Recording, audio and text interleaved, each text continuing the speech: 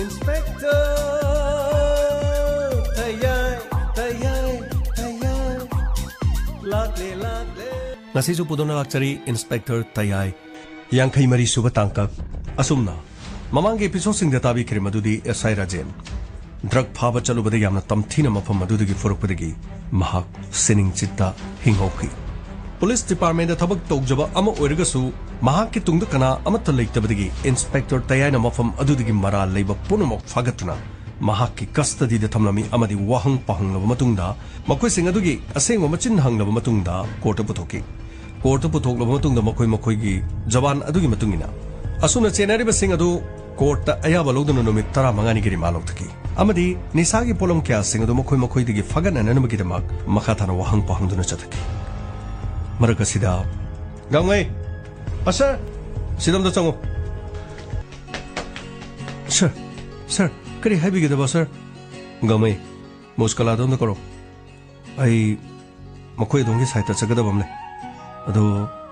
Maga thabak tu sabin da tu bayadar Aduga Rahul ga santos ka do Makoy solo hayo Pagni sir Ado sir Ay Muskala do sir Magi mung do idi haina da bani sir Gamay adumna khanbe yade hojikti third gender haidana maleram makhoi se third gender ni akoina makhoi bu mirai be abanate makhoi so makhoi gi hingbagi hak chap chanale hoi makhoi gi mawma tawda khoina hina dabadi soidana phawgan adubu gamay akhoi so tongan ba gender man akoina tawba thong kharasu makhoi ni yaning daba soidana legani aduna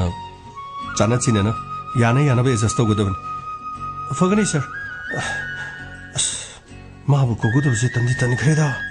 Magi honu bi tikoi nakoi tawudu tawukode aidi yam hina dedini Oi Nang tari bro Muskala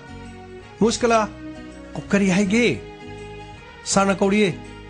Nang sana manung dongdo lakyo hai Ando satpiyo Oh Hoi fare Magi mong sibu Sana di chumna yana bataw hai ba Magi mong sidi Khara leiragade hinagadra khangdi hujikti nantongna hinakidridako Rahul Edaw gamay Kari haige Sarna loisin kyo haye Sarna thabak chakani haye Oh Yare Akoy de tum ready da leiramne Santosu yawdo natro Hoi yawgani Sarna ready da leiyo haye Oh yare Akoy ready da leire na dum tambiro ko Oh Fare adudi ko Sir da hairurage Sir Ante changjarake Muskala Chango Nangbo Sida leibasibu Masi numini ni humni sida Kari nungai tabatay lege Sir Kaiso leite da Wafam masidi Anaw ba igi yung mamane Kaiso nungai tab leite ya sir Ado Ay sinakoy doon da sa katabani Esay rajangi kesa magisu Ay Investigation naman sa kadaban Ado Nangina cha nupi malay habado Nakoy yumlom na suyurom siran daw bani Ado haige daw bani da Sir Ado di yay Pare Ado di nakoy lo siluro Akoy cha nabataw si Pagani sir Sir Ito jangjar ke sir Gamay Santos ka rahol ka harama ba Sir Makoy di ready da layre haye sir Pare Ado di Nang solo Esay rajangi Toliba thodogi matangda investigation masakadaban aduga Muskan gi mahaki yumda su yoroksi sir Muskan gi yumda digri dobra sir Gamay aina haibadani akoi miyobese mit uriba migi maithongsi nathaba maithong asigi marumda wari amamam loi lei adu horen chala khangani adu sir rejen gi dima ki case asigi chingnaba mi punamaksu sir Loina wahang pahang toroga court su putole sir Haji maka tabasi numit 15 ni giri malok tabasibu sir Makoy digi sidigi henma mi thorok hidar sir Gamay Mi thorok pa madi thorok taba Hantak thokiba tawdosigi matungda amhana Manipur gi mafam amatada Makata na thokta na magidama Achawubu parahama Miyamda su tambiba tangai padabal Aduga Lekai lamdam amudabu Lekai hukna nisagi polam yolaga Lamdam aduda kariya pabo poroga dorigi Gamay Kaluridi angapani Pikraba sanale pak Manipur sida Nong mada drug kilo 15 season hai report amana pali असुक यामख्रब drug सिंग से कदाइदगी फंगलिबन golden triangle मद लेब लेबा कमन फंगफम दी थोय अदुबु थिंगफम सु थोय फंगलिबदो थिंगद्रबदी मसिदगी हेना साथी लेबा कमरगनी मखाताना lambda मसिद फुरुपुनमक लोइना मोटखिबा याबगे किबले आइन Sule रोइदो मिनुंगसिसु वानारगनी angam angam se chadan honor kadoriben magi magi khudong chaba phungna hona bada mama macha mapa macha aduga iche ichel kari go bata khangloi doriben marmasina lamdam aduda aina yada ba polam yoli basing ado pomna ma phagalaga masa masa na tokki basing digi maral do phunghana hona bata adu ba sir khoi gi manipur di sir drug phaba mi sing asi sir jail da tha kya bulebino sir tha ani hum lerga sir hana gi karba da dum to bu mali da sir चुमिका मई लेबाक असिदा drug मुथत के हाइबा तारबदी drug thing बखत नथे drug का कोना फारी busing दो आहक बचेरा कमम पिफम थई सही अनि खक दंदी पिर गइदो लुपा लाख अमनि खक फाइन न लोरगा करी तो दिन मधुदि मी कोथों मथुल खेरग लुपा लाख अनि अनि सु थिंग थोपिगे अदुगा सही अनि अनि सु jail लेजकी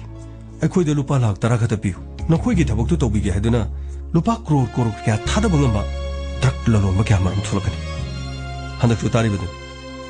in terms of crore crore न खुजिंग ओरगा फारी बिसिंग सिबो गामै याई याई हाइदुना असुम चटखरबदिने लेबाक से मांगजब नतना करी सोमत पुरो नसिंग से आइगी साइ सु याउदे आइगी लेकाइ दि याउदे हाइदुना हाइरबसु आइगी लेकाइ दुदा आइगी सागै आइगी इमुंग आई इसामंग न ड्रग सीजन नद्रबसु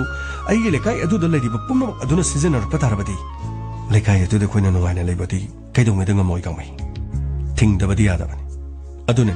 माइकै के आदगी मियामना लाउनरग्लिबा ड्रग का कोनना फाबा सिंबु सिबुगी चरक पिहलो नत्रगा मपुंची चुप फादोक तालो अदुबु करी दि उपाय थिंगदबदी यादे गामै अचुमने सरना हाइबेरिबा पुनमक्तो सर फरे गामै अखोय चनबा तौसी मतमसे यामना थेंग्रे होरेन हलकपा मु थेंगनी फगनी सर असुमना इंस्पेक्टर तयामदी मोस्कला गांगमई संतोष अमदी राहुल गलोइना एसआई राजेंद्र तमथीन फूखिबा मफम अदुदा सटखिरम मसिगी मतुंगदा मफम अदुदा लेरिबा संजय महाकी युमदा गारी खामखिरम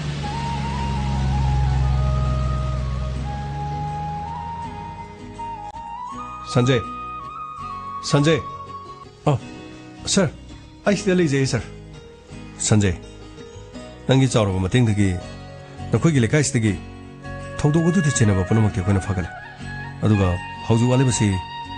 मखोई मखोइनि योलिबा ड्रग अदो मदु फगत कदब वाले मसी कक्त नथ मखोई मरी लेनबा ड्रग सप्लायर सिंग दो मदु फगननबा खोय हमकन होनरि नुमि 15 द मखोई रिमालो थदनो लेरि सर पाउदु एक्सुलोइना ताजरे सर सारना थमोय सेंग होनबिबा सनाले पाक मणिपुर सिदगी ड्रग पु मरु फाना मोथत पंगमद्रबसु सर आइगी लेकाइ सिदगिदि सोइदनबगी मुलगनि सर संजय अखोय मियाम अमदि अखोय पुन ज्ञान तामिनरबदी असिगुम थबक्सिदि पुन थिमिनबा याद अदबु मफम सिदि होजि नोंगन की हनबा खंगनबा हौजि कना कना लेरिगे सर होजिकदि कना मथ लेथ्रे अदुगा सर लेकाइ सिगि मिसिंगसु नाहन मखैदि अखोय सिदा का हेना चंगदब अदबु सर हौजिकदि लेकाइगी मिसिंगसु अवर पाकरी लेरिगे हैदुना लेकाइगी मीने चंगदुना हंगिरपदा सर यामना नुंगाइबा फावि सर संजय यामना फरे अदुबु मफम असिदा लेबा मतमदा हानागुमना तौरिब्रा अदुगा चिंगनबा करी लेहबदो हेक लेबगा खोइदा पाउपिरो मरमदि होजिक अखोइना फागलिबसिंग अदो नमित 15 रिमालो थदन वहांग पाहंग मखा चथगदोरि करिगुम क्लू मफमगा खोइ मफम सिदा लाकनि हंदकी थोकी पतौदो सिना मरमरगा अमहोना लेकाइसिदा असुगमनि सागी पोलमसिंग असे अमत फंगदा बोरसुन सर यामना नुंगाइजरे सर अदो सर थौदो अदुदा सोकिबा एसआई राजेंगी फिबमु संजय हाना देगदि हम फगले अदुबु हौगत कांखत्तुना चतपदि ngambadi natre soidanamaki ma farakani habagi thajabale yam nungairibadi nahamaki fibamandagi haujiki fibam yanu fagale fare sir aina haijarubadagi sarna mafam asida lakpikibadi sargi punsido awafamda takibani aina kol torumdrabadi sar rajensu awabasi taramoidabani sir ꯑꯗꯨꯝꯅ ꯈꯟꯒꯅꯨ ꯁꯟꯖꯩ ꯃꯤꯆꯝ ꯄ꯭ꯔꯖꯥꯅ ꯍꯥꯏꯔꯛꯇ꯭ꯔꯕꯗꯤ police ꯑꯩꯈꯣꯏꯕꯨ ꯁꯨꯝ ꯉꯥꯏꯗꯨꯅ ꯂꯩꯔꯕꯗꯤꯅꯦ ꯀꯔꯝꯕ ꯃꯇꯝꯗ ꯂꯩꯕꯥꯛꯁꯤ ꯁꯦꯝꯒꯗꯧꯔꯤꯒꯦ police ꯍꯥꯏꯕꯁꯦ ꯃꯤꯌꯥꯝꯒꯤꯅꯤ ꯑꯗꯨꯒ ꯃꯤꯌꯥꯝ ꯑꯃꯗꯤ ꯄꯨꯂꯤꯁ ꯍꯥꯏꯕꯁꯦ ꯀꯩꯗꯧꯉꯩꯗ ꯂꯥꯞꯊꯣꯛꯅꯕ ꯌꯥꯔꯣꯏ ꯃꯤꯌꯥꯝ ꯑꯃꯗꯤ ꯄꯨꯂꯤꯁ ꯑꯅꯤꯁꯤꯅ ꯂꯥꯞꯊꯣꯛꯅꯔꯛꯂꯕ ꯂꯩꯕꯥꯛ ꯑꯗꯨꯗ ꯏꯪ ꯆꯤꯛꯅ ꯃꯔꯥ ꯇꯞꯅ ꯄꯥꯟꯕ ꯍꯥꯏꯕꯗꯨꯗꯤ ꯑꯣꯏꯔꯣꯏꯗꯧꯔꯤꯕꯅꯤ ꯐꯔꯦ ꯑꯩꯈꯣꯏꯁꯨ ꯃꯈꯥꯔꯣꯝꯗ ꯍꯥꯏꯗꯒꯗꯕ ꯑꯃ ꯂꯩ ꯀꯣꯟꯅ ꯄꯥꯎ ꯑꯃꯨꯛ ꯐꯥꯎꯅꯔꯁꯤ ꯑꯩꯈꯣꯏ ꯆꯠꯂꯨꯈꯤꯒꯦ ꯐꯅꯤ ꯁꯥꯔ ꯑꯩ ꯂꯩꯖꯍꯧꯔꯒꯦ ꯁꯥꯔ ꯑꯁꯨꯝꯅ ꯃꯁꯤꯒꯤ ꯃꯇꯨꯡꯗ ꯏꯟꯁꯄꯦꯛꯇꯔ ꯇꯌꯥ ꯑꯃꯗꯤ ꯃꯍꯥꯛꯀꯤ ꯀꯥꯡꯕꯨꯗꯨꯒ ꯂꯣꯏꯅꯅ ꯃꯨꯁꯀꯂꯥꯒꯤ ꯌꯨꯝꯗ ꯆꯠꯈꯤꯔꯝ ꯃꯨꯁꯀꯂꯥ ꯅꯣꯏꯒꯤꯁꯤ ꯌꯧꯒꯗꯕ ꯀꯌꯥꯝ ꯋꯥꯠꯂꯤꯒꯦ ꯁꯥꯔ ꯑꯁꯤꯒꯤ ꯂꯝꯕꯤꯁꯤꯗ ꯂꯩꯔꯦ ꯁꯥꯔ ꯁꯥꯔ ꯌꯧꯒꯗꯧꯔꯦ ꯁꯥꯔ ꯑꯁꯤꯒꯤ ꯂꯝꯕꯤ ꯃꯇꯥꯏꯗ ꯎ ꯑꯃ ꯍꯧꯔꯤꯁꯦ ꯑꯁꯤꯗ ꯈꯥꯝꯃꯒꯦ ꯌꯥꯔꯦ ꯁꯥꯔ ꯑꯁꯤꯒꯤ ꯃꯄꯥꯁꯦ ꯑꯩꯈꯣꯏꯒꯤ ꯊꯣꯡꯒꯥꯟꯅꯦ ꯁꯥꯔ ꯐꯔꯦ ꯐꯔꯦ ꯁꯥꯔ ꯆꯪꯉꯁꯤ ꯁꯤꯗ ꯂꯩꯔꯦ ꯁꯥꯔ ꯑꯩꯈꯣꯏ ꯊꯣꯡꯒꯥꯟꯅꯦ ꯁꯤ ꯁꯥꯔ ꯆꯪꯉꯁꯤ ꯂꯥꯛꯑꯣ ꯁꯥꯔ ꯂꯥꯛꯑꯦ ꯂꯥꯛꯑꯦ ꯀꯔꯤꯅꯣ ꯌꯨꯝ ꯑꯁꯤꯒꯤ ꯐꯤꯕꯝ ꯑꯁꯤꯗꯤ ꯃꯊꯛꯁꯨ ꯅꯤꯡꯊꯤ ꯅꯨꯡꯉꯥꯏꯅ ꯀꯨꯞꯇ꯭ꯔꯦꯅ ꯁꯤꯕꯨ ꯃꯤꯅ ꯂꯩꯅꯕꯒꯤ ꯌꯨꯝ ꯑꯣꯏꯔꯤꯕ꯭ꯔꯥꯅꯦ ꯁꯥꯔ ꯆꯪꯖꯟꯕꯤꯔꯣ ꯁꯥꯔ ꯑꯩ ꯏꯆꯟꯅꯨꯄꯤ ꯀꯧꯊꯣꯔꯛꯀꯦ ꯁꯥꯔ ꯁꯥꯔ ꯆꯪꯖꯟꯕꯤꯔꯣ ꯁꯥꯔ ꯊꯥꯖ ꯊꯥꯖ ꯊꯥꯖ ꯑꯝꯇ ꯊꯣꯛꯂꯛꯑꯣ ꯃꯄꯥꯟꯗ ꯊꯣꯛꯂꯛꯑꯣ ꯇꯥꯃꯣ ꯀꯩꯗꯧꯔꯦ ꯇꯥꯃꯣ ꯄꯔꯄꯔ ꯍꯜꯂꯛꯑꯗꯤ ꯀꯔꯤ ꯇꯧꯔꯒꯦ ꯊꯥꯖ ꯑꯩ ꯍꯜꯂꯛꯄ ꯅꯠꯇꯦꯌꯦ ꯑꯩꯈꯣꯏ ꯁꯥꯔ ꯈꯣꯏꯒ ꯂꯥꯛꯄꯅꯤ ꯑꯩꯈꯣꯏꯒꯤ ꯌꯨꯝ ꯈꯪꯅꯤꯡꯉꯦꯌꯦ ꯑꯗꯨꯒꯤꯅꯦ ꯑꯩꯅ ꯄꯨꯔꯒ ꯂꯥꯛꯏꯅꯦꯕ ꯑꯗꯨꯒ ꯁꯥꯔꯅꯅꯦ ꯅꯪꯕꯨꯁꯨ ꯈꯪꯅꯤꯡꯉꯦꯌꯦ ꯇꯥꯃꯣ ꯑꯗꯨꯗꯤ ꯑꯩꯈꯣꯏꯒꯤ ꯌꯨꯝꯂꯩ ꯀꯩꯔꯩꯁꯤꯒ ꯌꯥꯝ ꯏꯀꯥꯏꯖꯩꯌꯦ ꯇꯥꯃꯣ ꯊꯥꯖ ꯀꯔꯤꯒꯤ ꯏꯀꯥꯏꯔꯤꯅꯣ ꯁꯥꯔꯗꯤ ꯌꯧꯁꯟꯕꯤꯔ ꯃꯥꯜꯂꯦ ꯌꯧꯔꯦ ꯁꯥꯔ ꯑꯩꯈꯣꯏꯒꯤ ꯃꯐꯝꯁꯤꯗ ꯌꯥꯝꯅ ꯃꯣꯠꯄꯅꯦ ꯁꯥꯔ ꯀꯔꯥꯏꯋꯥꯏꯗ ꯐꯝꯕꯤꯒꯅꯤ ꯇꯧꯔꯤꯁꯤꯗꯤ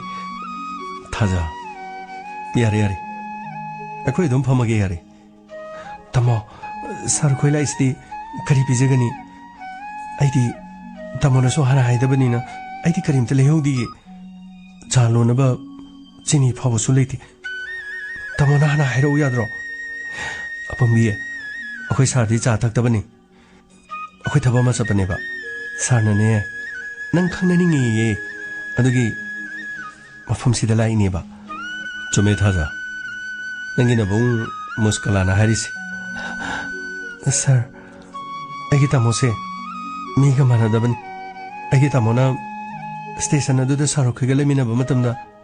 ꯑꯁꯣꯏ ꯑꯉꯥꯝꯒ ꯌꯥꯎꯔꯁꯨ ꯁꯥꯔ ꯑꯩꯒꯤ ꯇꯥꯃꯣꯕꯨ ꯉꯥꯛꯄꯤꯌꯨꯀꯣ ꯊꯥꯖ ꯅꯪꯒꯤ ꯇꯥꯃꯣꯅ ꯂꯥꯟꯕ ꯀꯔꯤꯁꯨ ꯂꯩꯇꯦ ꯑꯗꯨꯒꯤ ꯅꯠꯇꯦꯕ ꯁꯥꯔ ꯃꯥꯒꯤ ꯃꯑꯣꯡ ꯃꯇꯧꯁꯦ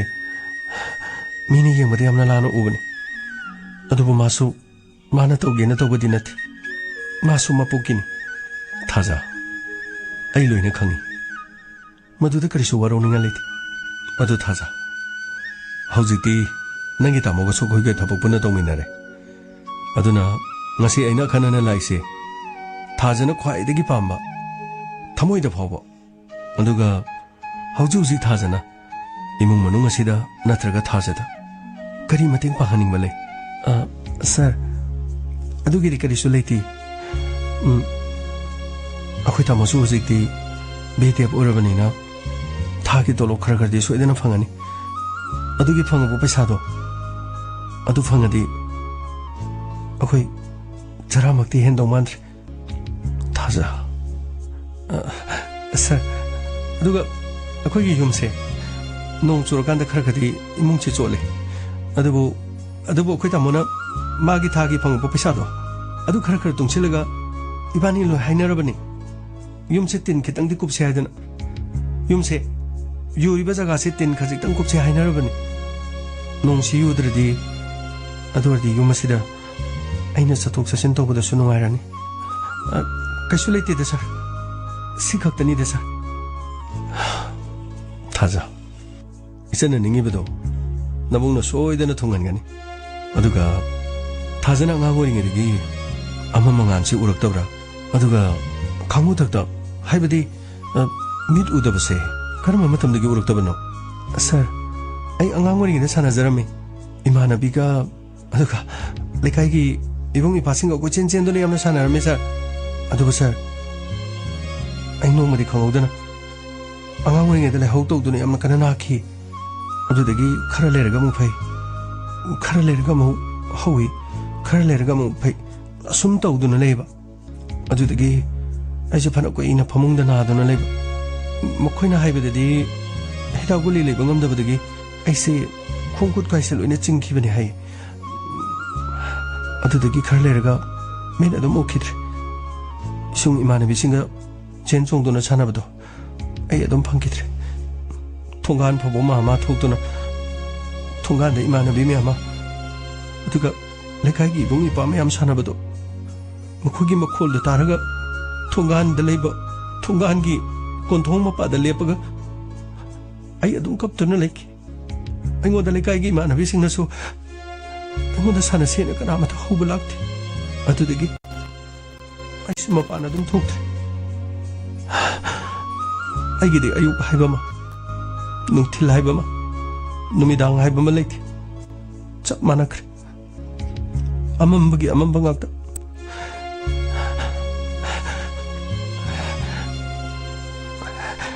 sir akhoi sida lakpadi kari changani sir thaja yamna nuaiti ai matung do kona lake ado ngasi ibungno naise isalgi kari kari awar bhalai bage haibado ai khangba lakpani adu thaja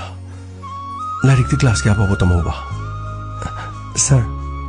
I class 5 पाबो दि तमौवे अदुदगी आई नाखिबदुदगी दम तमद्रे school दा अखोय तामोनो खुद सम समदुना खर पुरमे अदुबु school दा like तापि तमबिरिबो मोंग तोदो अखोय गा खर खेनबदगी अखोय मिट उदब सिंगदि खर मानदे हाय ब्लाइंड स्कूल नमदो ओइना लैयो हाय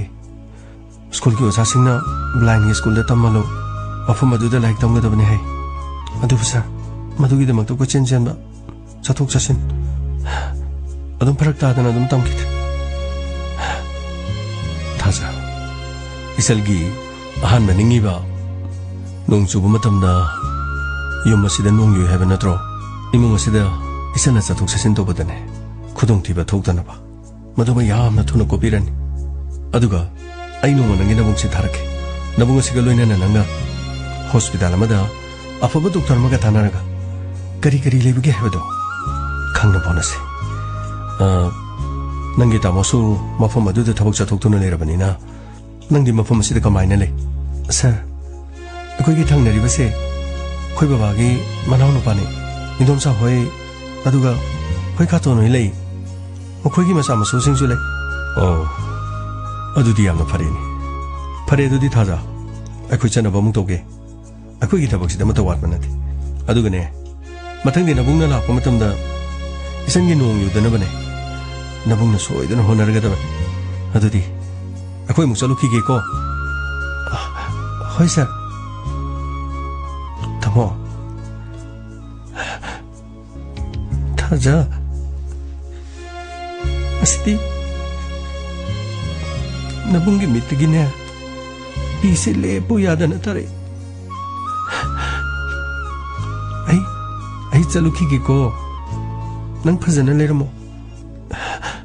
इंदोम सोहिगे तानारगने नंग फजना लेरम अदुगने नंग खुदोंग चादरसुने एंगोंदो दम पाउपिरो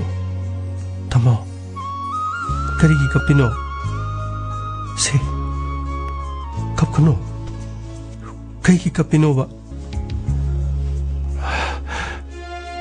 अंगावबी आई कपतिये नंगी नबोंगोरसु नंगी नचेगुमने हाइद्रो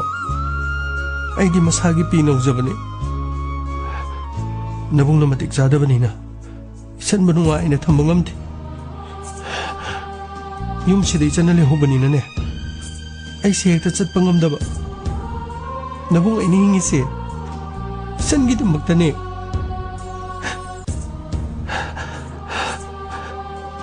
थमो ꯅꯪꯅ ꯑꯗꯨꯃꯥꯏꯅ ꯀꯞꯄꯗꯤ ꯑꯩ ꯀꯃꯥꯏꯅ ꯂꯩꯍꯧꯗꯣꯏꯅꯣ ꯆꯠꯂꯣ ꯊꯝꯃꯣ ꯆꯠꯂꯣ ꯁꯥꯔ ꯈꯣꯏꯅ ꯀꯩꯅꯣꯝꯃ ꯈꯜꯂꯅꯤ ꯆꯠꯂꯣ ꯑꯩ ꯌꯨꯝ ꯑꯁꯤꯗ ꯑꯗꯨꯝ ꯐꯖꯅ ꯂꯩꯒꯅꯤꯌꯦ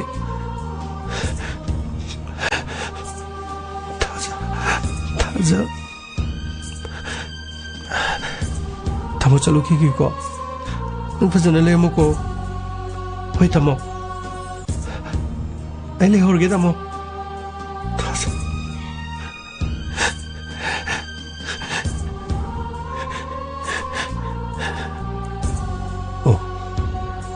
ꯀꯌꯥꯗ ꯅꯨꯡꯁꯤꯈ꯭ꯔꯕ ꯍꯦ ꯇꯥꯏꯕꯪ ꯃꯄꯨ ꯅꯪꯒꯤ ꯀꯨꯝꯍꯩꯁꯤꯕꯨ ꯀꯔꯤ ꯀꯨꯝꯍꯩꯅꯣ ꯃꯕꯨꯡ ꯑꯁꯤꯅ ꯕꯤꯍꯤꯗꯦꯕ ꯑꯣꯏꯗꯨꯅ ꯃꯗꯨꯗꯒꯤ ꯐꯪꯂꯛꯄ ꯇꯣꯂꯣꯞ ꯑꯗꯨꯅ ꯅꯨꯡꯉꯥꯏꯅ ꯂꯦꯟꯖꯔꯒꯅꯤ ꯍꯥꯏꯗꯨꯅ ꯇꯥꯏꯕꯪꯒꯤ ꯑꯉꯥꯟꯕ ꯎꯖꯗ꯭ꯔꯕꯤ ꯃꯆꯜ ꯑꯁꯤꯅ ꯈꯜꯂꯤꯕ ꯋꯥꯈꯜ ꯑꯁꯤ ꯑꯗꯨꯒ ꯃꯕꯨꯡ ꯑꯁꯤꯅ ꯃꯤꯅ ꯍꯦꯛ ꯌꯦꯡꯕꯗꯗꯤ ꯃꯌꯥꯝꯒ ꯃꯥꯟꯅꯗꯕꯒꯨꯝ ꯈꯟꯕ ꯑꯗꯨꯕꯨ ꯃꯊꯃꯣꯏꯗꯗꯤ ꯃꯆꯟꯅꯨꯄꯤ ꯑꯁꯤ ꯅꯨꯡꯁꯤꯕꯒꯤꯗꯃꯛ ꯔꯥꯍꯨꯜ ꯁꯔ ꯒꯥꯔꯤ ꯁ꯭ꯇꯥꯔꯠ ꯇꯧꯔꯣ ꯆꯠꯅꯕ ꯇꯧꯁꯤ ꯃꯨꯁꯀꯂꯥ ꯂꯥꯛꯑꯣ ꯆꯠꯁꯤ ꯂꯥꯛꯑꯣ ꯑꯩꯈꯣꯏ ꯊꯦꯡꯈ꯭ꯔꯅꯤ ꯂꯥꯛꯆꯔꯦ ꯂꯥꯛꯆꯔꯦ ꯁꯔ ꯂꯥꯛꯆꯔꯦ ꯏꯆꯟꯅꯨꯄꯤꯁꯤꯅꯅꯦ ꯆꯠꯂꯝꯗꯥꯏꯗ ꯑꯃꯨꯛ ꯀꯩꯅꯣ ꯍꯥꯏꯖꯜꯂꯛꯇꯅ ꯁꯔ ꯌꯥꯔꯦ ꯀꯥꯈꯠꯂꯣ ꯐꯅꯤ ꯁꯔ ꯑꯁꯨꯝꯅ ꯃꯐꯝ ꯑꯗꯨꯗ ꯊꯥꯖ ꯎꯅꯔꯝꯂꯕ ꯃꯇꯨꯡꯗ ꯏꯟꯁꯄꯦꯛꯇꯔ ꯇꯌꯥꯏ ꯄꯨꯂꯤꯁ ꯁ꯭ꯇꯦꯁꯟ ꯑꯃꯨꯛ ꯍꯜꯂꯛꯈꯤ ꯑꯦꯁꯥꯏ ꯔꯥꯖꯦꯟꯒꯤ ꯀꯦꯁ ꯑꯗꯨꯒꯤ ꯃꯇꯥꯡꯗ ꯃꯈꯥ ꯇꯥꯅ ꯔꯤꯃꯥ ꯂꯧꯊꯔꯤꯕꯁꯤꯡ ꯑꯗꯨꯗ ꯋꯥꯍꯪ ꯄꯥꯍꯪꯈꯤ ꯅꯈꯣꯏ ꯃꯌꯥꯝ ꯄꯨꯝꯅꯃꯛ ꯑꯩꯅꯕꯨ ꯍꯥꯏꯔꯤꯕ ꯋꯥꯁꯦ ꯅꯈꯣꯏ ꯃꯨꯟꯅꯃꯛꯇ ꯊꯥꯎ ꯃꯃꯥꯡꯗ ꯊꯣꯛꯈꯤꯕ ꯊꯧꯗꯣꯛ ꯑꯗꯨꯒꯤꯗꯃꯛ ꯅꯈꯣꯏꯒꯤ ꯆꯩꯔꯥꯛ ꯁꯣꯏꯗꯅ ꯂꯥꯎꯊꯣꯛꯂꯒꯅꯤ ꯑꯗꯨꯕꯨ ꯍꯧꯖꯤꯛ ꯂꯨꯔꯤꯕ ꯋꯥꯐꯝꯗꯤ ꯅꯈꯣꯏꯗ ꯗ꯭ꯔꯒ ꯁꯄ꯭ꯂꯥꯏ ꯇꯧꯔꯤꯕ ꯃꯤꯁꯤꯡ ꯑꯗꯣ ꯀꯅꯥꯅꯣ ꯍꯥꯏꯕꯗꯨꯗꯤ ꯅꯈꯣꯏꯅ ꯃꯌꯦꯛ ꯁꯦꯡꯅ ꯑꯃꯠꯇ ꯍꯥꯏꯗ꯭ꯔꯤ ꯃꯗꯨ ꯍꯦꯛ ꯍꯥꯏꯗ꯭ꯔꯤꯕ ꯃꯈꯩ ꯃꯊꯪ ꯑꯃꯨꯛꯁꯨ ꯅꯨꯃꯤꯠ 15ꯅꯤꯃꯒ ꯔꯤꯃꯥ ꯂꯧꯊꯔꯕ ꯃꯇꯨꯡꯗ ꯅꯈꯣꯏꯕꯨ ꯃꯈꯥ ꯇꯥꯅ ꯋꯥꯍꯪ ꯄꯥꯡꯕ ꯂꯦꯞꯇꯅ ꯆꯠꯊꯈꯤꯒꯅꯤ ꯁꯔ ꯑꯩꯈꯣꯏꯗꯤ ꯑꯁꯦꯡꯕ ꯂꯣꯏꯅ ꯍꯥꯏꯖꯈ꯭ꯔꯕꯅꯤ ꯃꯁꯤꯗꯒꯤ ꯍꯦꯟꯅꯗꯤ ꯁꯔ ꯑꯩꯈꯣꯏꯗꯤ ꯃꯁꯤꯗꯒꯤ ꯍꯦꯟꯅ ꯑꯇꯣꯞꯄ ꯀꯔꯤꯃꯇ ꯈꯪꯕ ꯂꯩꯇꯦ ꯁꯔ ꯑꯗꯨꯒ ꯁꯔ ꯑꯌꯥꯝꯕꯅ ꯂꯥꯛꯂꯤꯕ ꯃꯤꯁꯤꯡ ꯑꯗꯨ ꯀꯗꯥꯏꯗꯒꯤꯅꯣ ꯍꯥꯏꯕ ꯈꯪꯗꯦ ꯁꯔ ꯃꯈꯣꯏꯅ ꯑꯌꯥꯝꯕ ꯄꯣꯠ ꯑꯁꯤ ꯄꯨꯔꯛꯂꯒ ꯃꯈꯣꯏꯅ ꯑꯩꯈꯣꯏꯒꯤ ꯂꯩꯀꯥꯏꯗꯨꯗ ꯂꯥꯛꯂꯒ ꯄꯣꯠ ꯑꯁꯤ ꯄꯨꯔꯛꯂꯒ ꯑꯩꯈꯣꯏꯒꯤ ꯂꯩꯀꯥꯏꯗꯨꯗ ꯌꯣꯟꯕ ꯉꯥꯛꯇꯅꯤ ꯁꯔ ꯍꯣꯏꯅꯦ ꯑꯗꯨꯅ ꯅꯪ ꯈꯛꯀꯤ ꯋꯥꯅꯤꯗꯅ ꯃꯗꯨꯅ ꯅꯪ ꯈꯛꯀꯤ ꯋꯥꯅꯦꯕ ꯅꯈꯣꯏ ꯑꯁꯨꯛ ꯌꯥꯝꯅ ꯑꯩꯈꯣꯏꯅ ꯐꯥꯒꯠꯇꯨꯅ ꯂꯩꯔꯤꯕꯁꯤꯕꯨ ꯅꯪꯅ ꯍꯥꯏꯔꯤꯕ ꯑꯗꯨꯃꯥꯏꯅ ꯅꯈꯣꯏ ꯃꯌꯥꯝ ꯆꯞ ꯃꯥꯟꯅꯅ ꯈꯨꯝꯁꯦꯅ ꯑꯗꯨꯃꯥꯏꯅ ꯂꯦꯞꯅꯕ꯭ꯔꯣ ꯅꯈꯣꯏ ꯃꯌꯥꯝ ꯑꯗꯨꯃꯥꯏꯅ ꯆꯞ ꯃꯥꯟꯅꯅ ꯈꯨꯝꯁꯦꯅ ꯂꯦꯞꯅꯕ꯭ꯔꯕ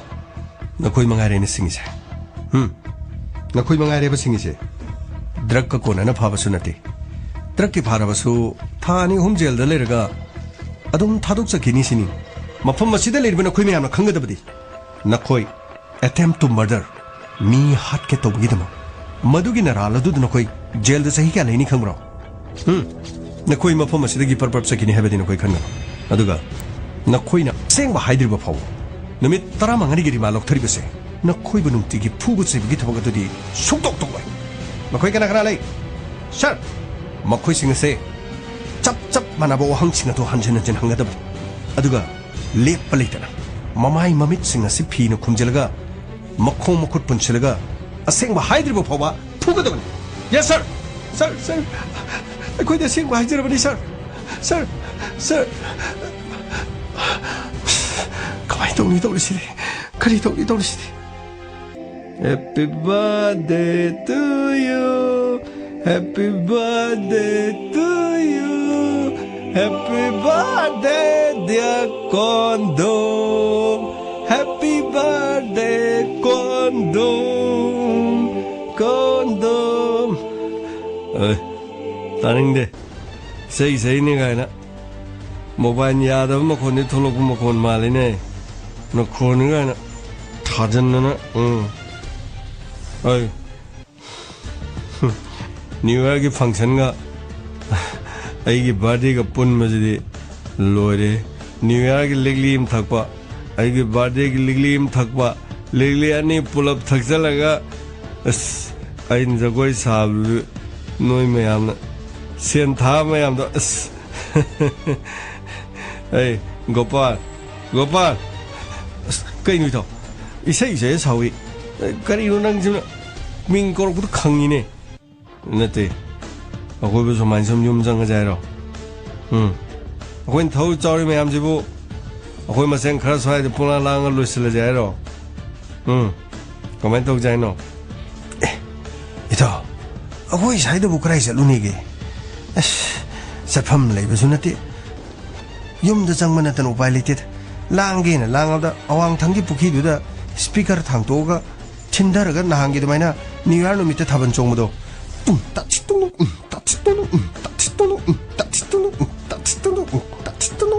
ꯌꯥꯏ ꯌꯥꯏ ꯌꯥꯏ ꯇꯥꯅꯤꯡꯗꯦ ꯅꯆꯤꯟꯅꯒ ꯑꯃꯨꯛ ꯊꯤꯟꯖꯤꯜꯂꯅ ꯊꯥꯕꯜꯒ ꯑꯃꯨꯛ ꯊꯤꯟꯖꯤꯜꯂꯦ ꯅꯠꯇ꯭ꯔꯒ ꯏꯇꯥꯎ ꯃꯣꯕꯥꯏꯜꯗꯒꯤ ꯊꯥꯔꯛꯑꯣ ꯍꯥꯏꯕ꯭ꯔꯣ ꯃꯣꯕꯥꯏꯜꯗꯁꯨ ꯌꯥꯎꯔꯤꯌꯦ ꯅꯍꯥꯟ ꯄꯨꯈ꯭ꯔꯤ ꯃꯄꯥꯟꯗ ꯊꯥꯔꯤꯗꯣ ꯁꯤꯒꯤ ꯃꯣꯕꯥꯏꯜ ꯁꯤꯒꯤ ꯊꯥꯕꯁꯤꯅꯤꯅꯦ ꯁꯤꯅꯤ ꯑꯩꯅ ꯊꯥꯏꯗꯣꯁꯦ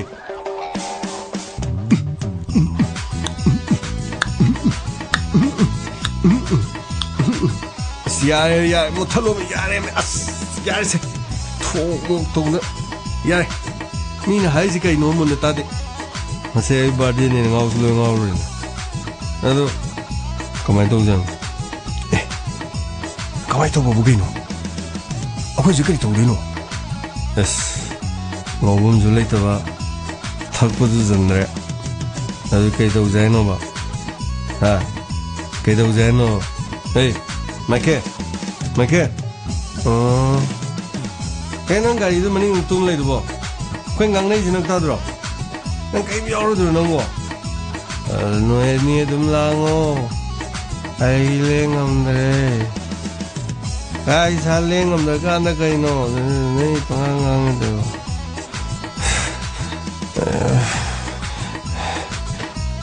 ꯒꯣꯄꯥ ꯒꯥꯔꯤꯗꯨ ꯈꯥꯝꯃꯨ ꯑꯁꯤꯗ ꯉꯥꯛꯇꯪ ꯒꯥꯔꯤꯗꯨ ꯈꯥꯝꯃꯨꯁꯦ ꯉꯟꯁꯨ ꯉꯜꯂꯤ ꯌꯥ ꯆꯪꯉꯛꯄ ꯃꯇꯝꯅꯤꯁꯦ ꯉꯥꯛꯇꯪ ꯌꯨꯝꯗ ꯍꯧꯖꯤꯛ ꯆꯪꯉ ꯀꯩꯗꯧꯗꯣꯏꯅꯣ खामोसे ngata खामोसे केदौ जाहैनो तो कोन्दमा ए हजि युमदा जंग केदौ दिनो ngata साइदा चाबा लेबे ngata कैनो खर खन्नस अस साइदे कोइ जे लेजे अखोइ ngai ju kana ngai इताउ न गाइ खामोन खामि नत्रो kana ngai no ngai ne jibu kaino pura lamhang jida khamna lei kaidau jaino ba nupi koibam leibji nate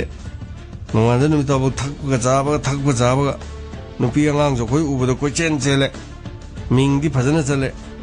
lekai sidi kondumba loe ne kondumba na hagade puloi loe loe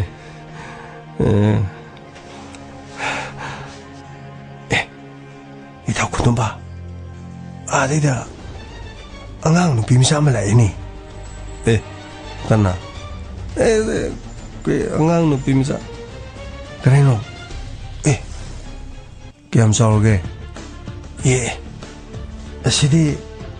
koi mungdu ga thabuk suba lakwa thouba hadugi masa nupi pinky du natro mani adu sike do asi angang ni ke doroge gopa angang urasu nupi natro adu budi mani ke nuita nupi misa je nupi natradi nupa ne hagairo hoi nongwayang ma danja se mangalagumsi angang se gari sida hapchondro purasi aduga asailam hangda mi khongna roidro oi mi khongan jai bana tine mi khonghandana angang se gari sida hapchalaga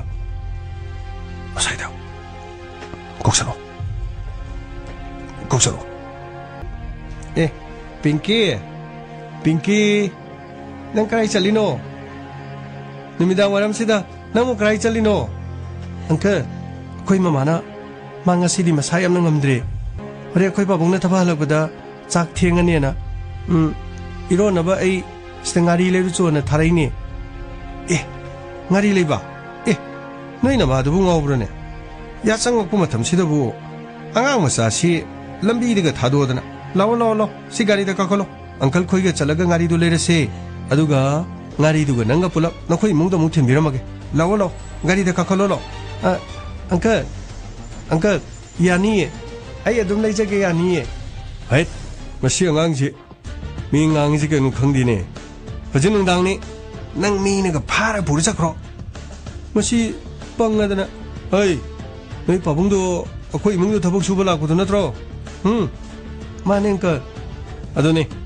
noi pabung do akoi imung do thabok kana suuri aduna dukan dagi ngari do lerga nangu yum da thilam gelo lo gari da kakhalo lo ka akoi manami gi gari tongono haiye noi namazi di yam singjani ne hey uncle kondo bagi gari sidi lai shabi nupi kaya mongnau kaya na tungjage na ngai di ba uncle kondo bagi gari ni ne lo lo lo lo lo nama do haige lo lo lo lo gari do le magi yum da thilam ge lo kakholo uncle ya ni het ni na harga phurka ni mesang lo chocolate ka le bi ge lo kakholo ho se kakholo asumna angang adu moi thiam tawduna gari adu thokirami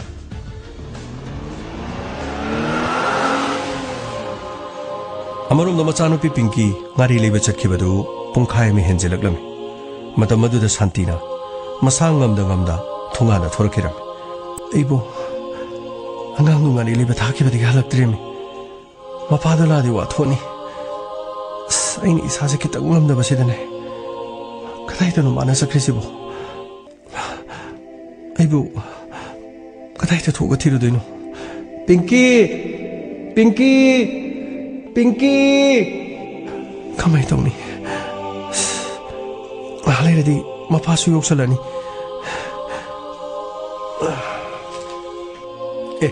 santi nang de ke doriba moi pabo nasana bidu aini ngari leru chona thakibani pungai ma khare hele hauju pabo laktraba santi nang sina marolama pochai leigada balerabadi ngalingai saringai da pochai du leyo hare numidang da pot lebugi thabok sibu kari gino nang toisibo nati pikrabana sanupi sahi tare ni pang khakta ngari kari no banang na angang du pot leba thari dubo oi pabong ai sunga sisi kok amna chikpa aduga lai hok su amna kana to kholakpa adudagi nong phadok sumana chatpe yawena mana su ima ai chalurage mana su irai lai ni hare amuru anirak su chaluro banina ai su tharu bani me aduka laktreba lo chaslo makhagi dukan sida natro aumani amta hungsilo hamoi te chalaga angang poli bela kamra nam ta hungsilo hoi tada akoi pinki bu sida ngari lebela amro noi pinki di lakte karam kan sakibno tada yachang pa dai de chakibani ai isa so yanung amda ba adu ngari kitak leram da badu moi pabong so hala ni na ngari kitang leba thakibani mukhuta lupa sama chapi masu paikibani sida di lakte bui bima atopa dukana awang longi dukana ga chakhrzalo kamai tawni moi pabong sida su lakti santi nangna toriyo thabakse yamna phataba thabak ngari leite ni irondra su yabani ko ai puningse ai leta ba ngamdri lo sasilo awalong gitu kan damuk lagi wasilo lo sasilo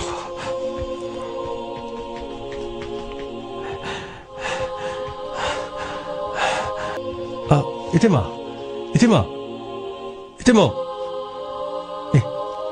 kare hage thoba akui pinki bu ngari lebga lamro kari no ne thoba numidang pung tare ni pan tar sibo hojibu nasana pibu ngari leba noina thabro nati tima masai pung taru khare hela ko daida mama su masang ngamde na ngari gi tang leichona thake hai yum da halak traba adaida ma ba sum khongali reini thoba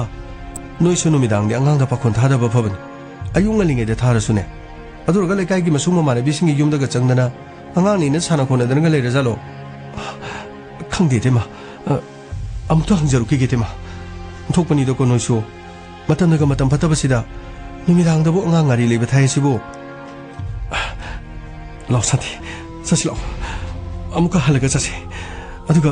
ꯑꯩꯈꯣꯏꯅ ꯁꯣꯝꯗ ꯊꯤꯗꯨꯅ ꯂꯩꯔꯤꯉꯩꯗ ꯌꯨꯝꯗ ꯆꯪꯁꯤꯟꯗꯨꯅ ꯂꯩꯔꯕ꯭ꯔꯥꯁꯨ ꯈꯪꯗꯦ ꯂꯥꯎ ꯆꯠꯁꯤ ꯂꯥꯎ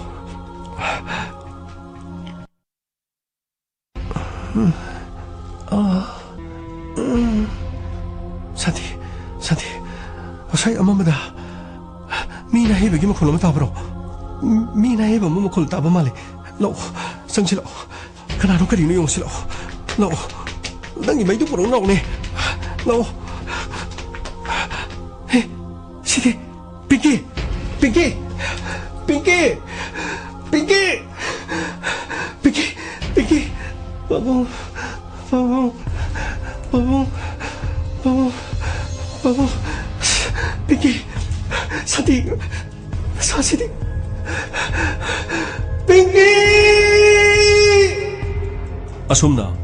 ꯄꯤꯛꯂꯤꯕꯤ ꯆꯍꯤ 7-9 ꯉꯥꯔꯤꯕꯤ ꯄꯤꯡꯀꯤ ꯃꯃꯥꯅ ꯂꯥꯏꯍꯧ ꯇꯧꯕꯗꯒꯤ ꯉꯥꯔꯤ ꯂꯩꯕ ꯊꯣꯛꯈꯤꯕꯗꯒꯤ ꯃꯐꯝ ꯑꯗꯨꯗ ꯂꯩꯕ ꯃꯤꯑꯣꯏ ꯈꯔꯅ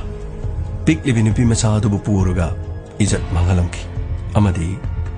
ꯂꯝꯍꯥꯡ ꯑꯗꯨꯗ ꯍꯨꯟꯗꯣꯛꯂꯝꯈꯤ ꯑꯊꯦꯡꯕꯗ ꯃꯃꯥ ꯃꯄꯥꯅ ꯈꯨꯒꯨꯜꯂꯤꯔꯛꯄꯗꯒꯤ ꯅꯥꯍꯦꯕ ꯑꯃꯒꯤ ꯃꯈꯣꯜ ꯇꯥꯏ ꯍꯥꯏꯗꯨꯅ ꯆꯪꯁꯤꯜꯂꯨꯕꯗ ꯃꯆꯥꯅꯨꯄꯤ ꯄꯤꯡꯀꯤ ꯑꯣꯏꯔꯝꯈꯤ ꯃꯁꯤꯒꯤ ꯃꯇꯨꯡꯗ ꯑꯁꯨꯝꯅ ꯑꯉꯥꯡ ꯑꯗꯨ ꯌꯨꯝꯗ ꯄꯣꯔꯛꯈꯤꯔꯝꯃꯤ ꯑꯃꯗꯤ ꯊꯧꯕ ꯑꯃꯗꯤ ꯁꯥꯟꯇꯤꯅ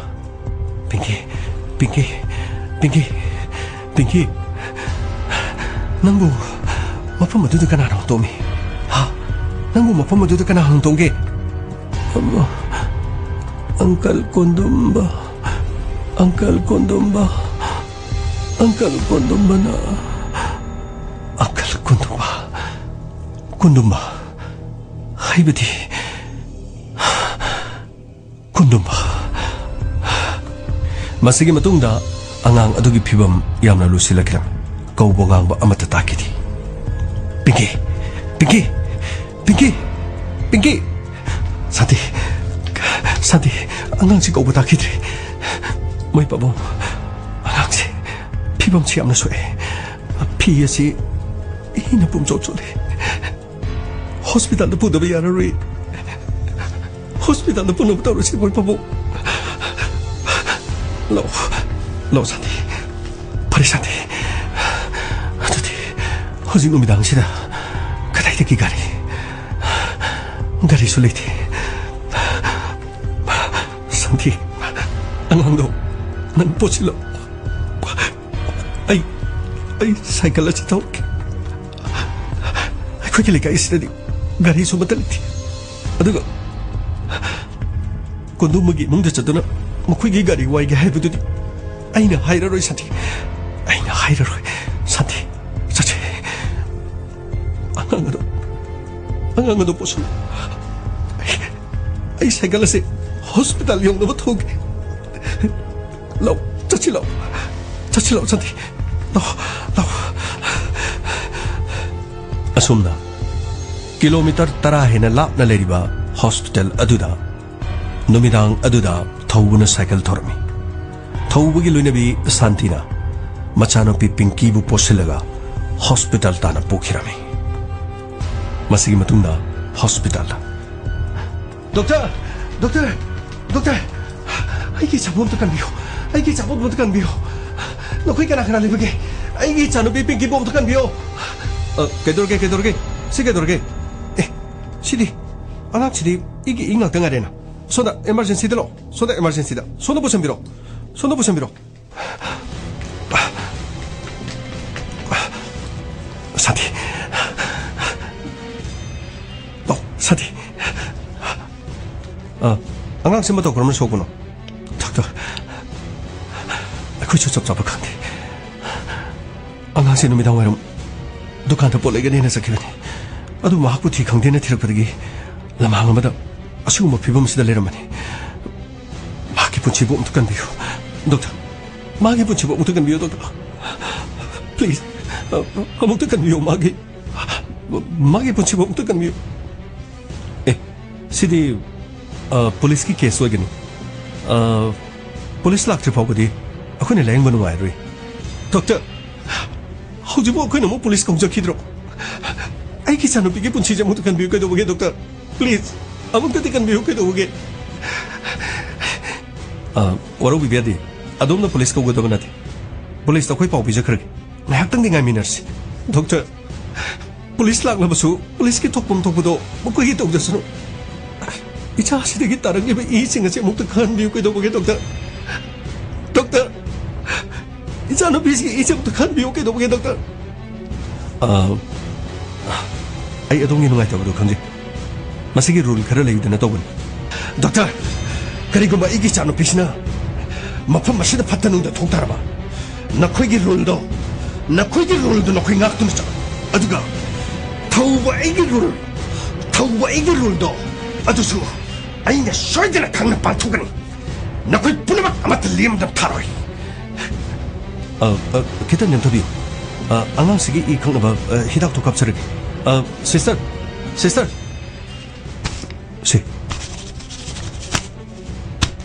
सी हिदाक से खरतुनु पुरो फने तक कितन नेमथबिरो आई अंगांसि हिदाक kapsarगे अदुगा आई पुलिस दा सुपाव पिजखरगे फगनी डॉक्टर आई जानो पिपिंकिबु फत्तनुंदा थोनबिगन आई जानो पिपिंकिबु फत्तनुंदा थोनबिगन असुमना डॉक्टर अदुना हिदाक काबन अमदी पुलिस स्टेशन दा कॉल तोगे सर हम तो चंजरगे सर केदोरेगा मैं पुंगदी थेंगेने करी लेरे सर हजिक हॉस्पिटल की फोन लाए सर कनागी फोन हो सर नुपी मचा मा लमहांग तो फिबम चादना तारमे है सर पुलिस की केस ओइबनी सर हॉस्पिटल लापियो है रे सर ओ फरे दुदी गाड़ी थोदरो Phagni sir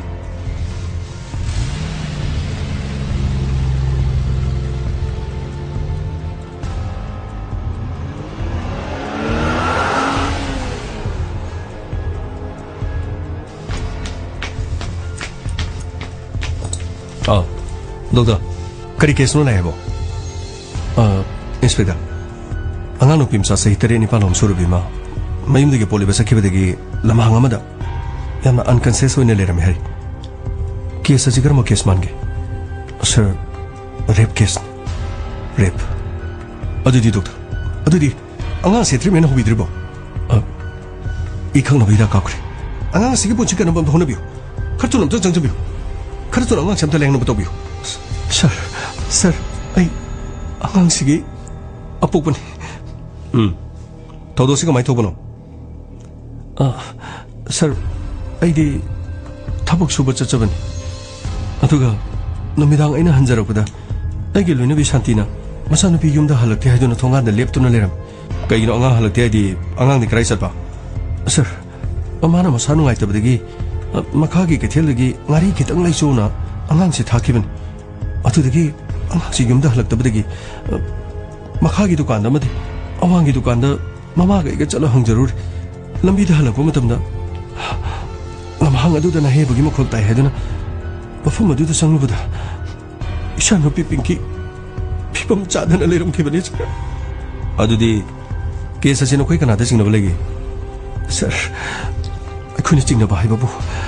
थौदो अदुगी मतुंदगी चानोपी युमदा खोइना पुरखि मदुगी मतुंदगी mahpu mafam adu kana na puban haidana anki matuda uncle goroba uncle kondom haidana hairam oh kondom haisina kana sir aina thabak he he suba chachariba akhugi mafam asigi khwaidagi logyam chaba shell pai khraba goroba gi amat tapukchaba machani oh गोरोबादी चेकोन का तोबा गाड़ी JCB डिम्पर माने sir माने फरे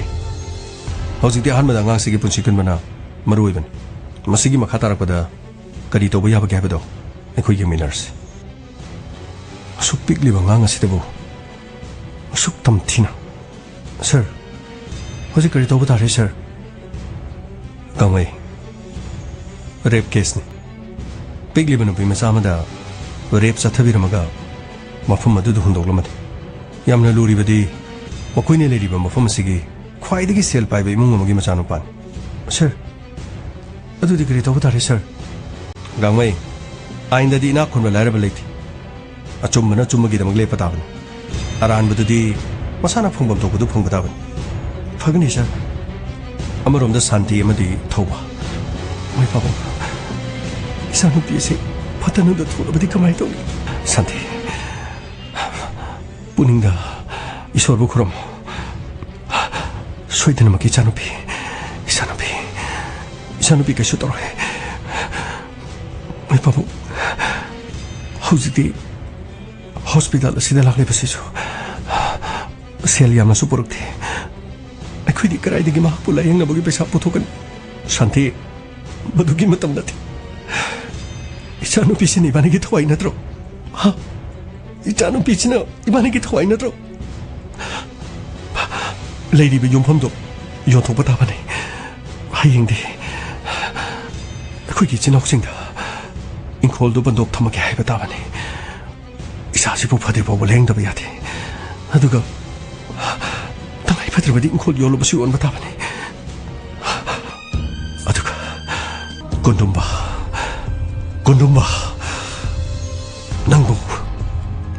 नंबु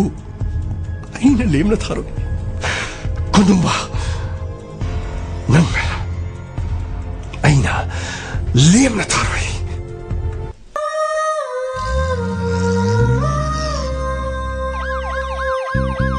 लाक्ले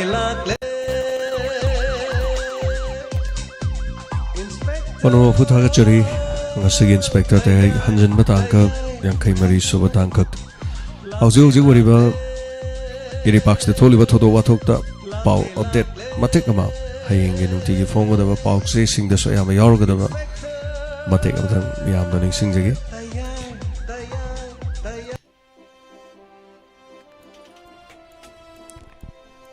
hauji public hiding update to pau da AR na kapata laikhidraba soibam nanaugi JSC semkre asi bahchang loroi tori State Home Minister Khutakta resign to Godavani Sector 26 AR gi mathakta FIR register to Godavani haina warep lokre Palen da thoki ba thodok aduda achouba lanfam ma palen tamna changne na bhona bada miyam 26 Assam Rifles ki Jawan Singa Lai Manai Chingjil Mapada Mungnarakpada Assam Rifles ki Nomai Maruna Pandrigi Lekidraba Thawal District ki Mafam Salungpham Maning Lekai Digi Soibam Nanau Masagi Sahi Kuntraga Taret Apok Panongyai Misi Asigi Matangda Ngasi Ayuk Salungpham Maning Lekai Pukri Achoba Mapanda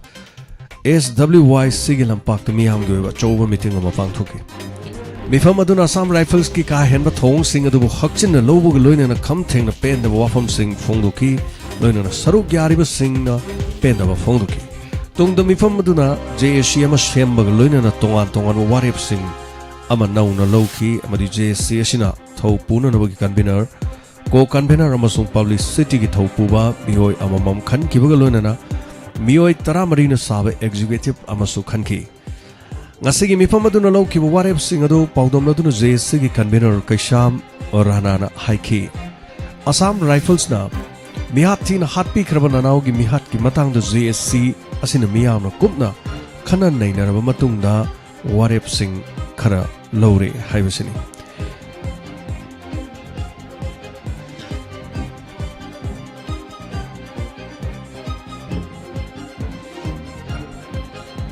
Garangi thodok atu da judicial inquiry tawgadabani Manipur ki Assam Rifles lawthokadabani 26 sector ki Assam Rifles ki mathakta FIR register tawgadabani loina na State Home Minister khodaktu resign tawgadabani haibasini haribo wakat sing asi thabak to onthak triba fawa JSC na asi bahchang loroi haina mahana makhata ki masi matungda saruk ya kibami amna thobal athopam deliver DC thobal office tamna memorandum copy pisin balaki Miyamadun Wangjing Lamding Kathel Mapa Yorokpada Wakat Mifam Amasu Pangthoki Wakan Mifam Madu Micham Hatpa Lebhalu Assam Rifles Hankro Micham Hatpagi Mayokta Ikoi Lepli Manipur Bukuki Narco Terrorist Sing Digi Kalu Haivina Chingma Kolau Kya Lauki Masigi Matungda JSC Mihut Sing na DC Thobal Go Pistol Langlaga DC Ahantem Sobas ka unaki Miyut Singh aduna DC ki khotang da Chief Minister da memorandum mission ki JSC ki maikai digi hairo SC ki local MLA Dr. Thoksom Radishyam amasung Wangjing Tentha SC ki MLA Pongnam Rojendra su memorandum copy amamam piki loinana MLA Anisi PRO Singh da khotang da piki hari Panbayabadi Assam Rifles amasung yang gamungnabaduda AR ki kangu na nungmay kapada nanaw ki kok ta panki Kudakta Rims Hospital da pukhat ki Operation Taru Matungda Numidang Pung Tare Long Tarak Padawaida Nanaw like Namangamdana Lakidavani Palen gi Taudo Uduki Makatarak Padangasi Ayo Angan Mada Eara Kulngak Pamari Kulai Go Kono Faki Kamna Chauna Mukna Masutoki Nupi Cinema Famadu Tomjin Duno Leki Eara Farga Mamai Tang the Maribu Police Sinarak Laga Naha Ani Imong Manunda Sinak Reheri Ngasi ayuki pong tarong makairom tarak pada Tenopal Police Station gi manung sanop Palen manak talay 21 Suba Assam Rifles coming operation sa tabada kulngak po kunjamari kulay ko na fare hem pawasin makata na highway da todo asi ayuk Palen manak ki Bijaypur amadi Korao Popi ani gi lona bada nongmay kapagi makol karata ki Pantaba tawduna Assam Rifles ki kamu na nongmay makol tari mamfamadu da coming operation sa thaki kulngak po kunja ahum Kunwatoy Suba Assam Rifles ki kang muna faki makoy faba matamda insas rifle amati bomb kapaya o kulay kona na faki. Loinan amarom da ngarang Palen maya dagi molnom da nongmay kap na bagi tawdo to mafam kang da namang kiba na ha ani kunwatoy Suba Assam Rifles ki kang muna ting na badagi Palen Police Station na kusinar kare na ha ani asi Palen Police na wahang pahang bada makoy nongmay kap na ba marakta sang silu badagi chen torok ba lambi lamahang na duna Lairing at air ge kang butin na makoy police ko sinar kimni hari Masay matang na nahani asi imong manung music kaur matung na makoy ki mama mapada asi ayo Palen police ki kang muna ko sinar hari nahani si Palen mamang lekay mani maning lekay di gini hari asi baksang leire hai duna pau sandorok padi mafamadu da tijaluda asi baksang leiram dre hari Nomay kamna bagi tawdok aduna thokra matung da mishi mina amade so open kaya yaukra matung da mafam adu dagi khare chatlega leiba aimol khula siba haksang kaya ta aduna leire haiba pawng santorok padagi Tenopal District Police ki commando team kangbu loinana kuntaruk soba sector Assam Rifles ki kangbu na tijalu da siba haksang amata leiram de hairi loinana molong khulda siba haksang kaya ta aduna leire haiba paw kaya lana sadoki masigi matang da chumba khangdok na bagi damak Mafam adu da air kangbu na changsin duna tijan ki tijan badu da palelom da leiriba maiche lai haraupam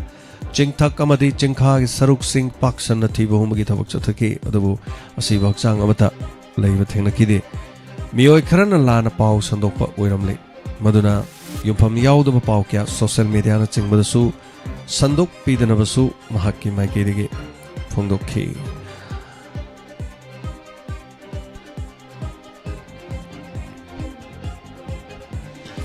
Tagachari tonga pausing hayingi ayuki pung tarama thoi taba matamda nungtigi phongwa pauksi singi pau akhanaba pung amagi thoromda Pusparani laisamdagi tabisi loina pungningi warol da su tonga ba isu kya da su taminasi ngasigi damakta di matang asida khwaidigi update oiba pau pijaba matang asi loijare so hana tagachari inspector tayai ngasigi yaubiri ba tabiri ba mayam punamak pasu hana Tangdu leita adarba iram da masida kari thokadagi karama matamda kari urakani haiba ngamdaba tanjani yamna luraba tare tara thongna khanarakanda aikoina khong thangjinbagi matam oi hatu na aikoina karigumba khongpham amata khongthang amata thangdana na mohona minasi tekta kaidana mayam thengnariba sugum haing tonga papungphamda sandok chaba thorom singda su thengna minasi mangmangdana nungaina tumiyo punamaku khurumjari